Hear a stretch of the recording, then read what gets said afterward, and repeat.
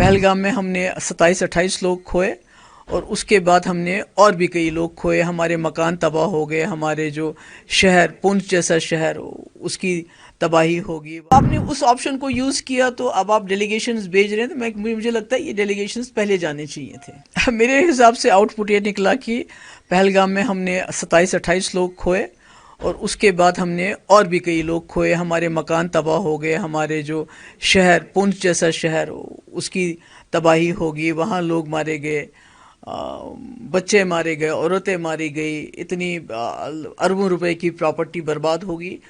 اور جو ملیٹنٹ اس میں جو انوالو تھے پہلگام اس میں، تو وہ تو ابھی تک وہ پکڑے نہیں گئے. تو اب حاصل ہوا تو کیا ہوا؟ دونوں طرف جو نقصان ہوا ہے، اگر اس کی پہلے اس میں ذرا سا بھی سوچ ہوتی، ڈیولپمنٹ ویز کو تھوڑا سا اسٹرانگ کیا جاتا ہے، آپ کو لگتا ہے شاید یہ نوبت نہیں آتی. ایک غرور پر یہ سب ہوا. میں سمجھتی ہوں کہ جو آج کر رہی ہے گورنمنٹ آف انڈیا، جو ڈیلیگیشنز بھیج رہی ہے اب مختلف ملکوں کے اندر، یہ شاید تب کرنا چاہیے تھا تاکہ بتایا جائے لوگوں کو کہ ہمارے ساتھ کیا ہوا ہے، ملک کے ساتھ کیا ہوا ہے، اور ہمیں کیا کرنا چاہیے.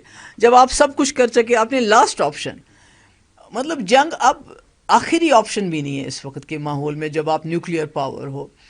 تو اب آپ نے اس آپشن کو یوز کیا تو اب آپ ڈیلیگیشنز بھیج رہے ہیں، تو مجھے لگتا ہے یہ ڈیلیگیشنز پہلے جانے چاہیے تھے. جو گورنمنٹ چاہے آج ہے یا پی ٹی پی کی، آپ کو نہیں لگتا ہر گورنمنٹ نے اپنی طرف سے اپنے ٹائم پہ کام کیا ہے اور اس کی سرٹیفکیٹ دینے کی ضرورت نہیں ہے کہ آج پارلیمنٹ ڈیلیگیشن جائے کہ کشمیر کے لوگ ٹیررزم کے ساتھ نہیں ہیں؟ ہاں، وہ میں نہیں کہہ سکتا. I don't want to comment on that. یہ تو بہت ہی بیہودہ بات ہے ایسا سوچنا بھی.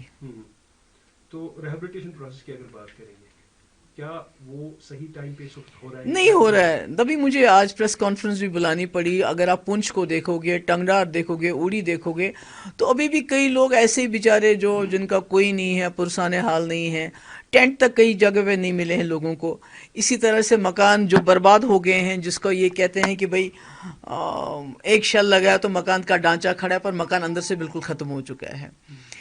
اسی طرح سے جن لوگوں کے لوگ جو چلے گئے، مطلب مارے گئے، تو وہاں کے لوگوں کی سب کی ڈیمانڈ ہے ان کو شہید ڈکلیئر کرنا چاہیے. آپ نے لون لیے ہیں چھوٹی چھوٹی دکانیں کھولنے کے لیے، وہ لون کا انٹرسٹ ویو آف کرنا چاہیے. بینک آپ کو انشورنس نہیں دے رہے ہیں، وہ کہتے ہیں یہ وار ہے. نوکری ملنی چاہیے جن کے گھر کے لوگ جو اس میں شہید ہو گئے.